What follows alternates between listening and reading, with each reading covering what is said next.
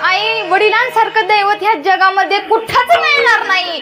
हे जग तुम्हाला स्वार्थी दिसल, पण आई वडील हे निस्वार्थी प्रेम करतात आपल्या मुलावरती बर का। आपल्या घरामध्ये जर आई वडिलांची सेवा केली ना तर पांडुरंग परमात्मा तुमच्या घरी आल्याशिवाय राहणारच नाही। अहो काय आईचं महत्व सांगावं तुम्हाला। आई होणं कुठं सोपं असतं? आई होणं कुठं सोपं असतं? मुलाने कितीही पोटात लाथा मारल्या तरी ती त्याच्यावरती जीवापाड प्रेम करते।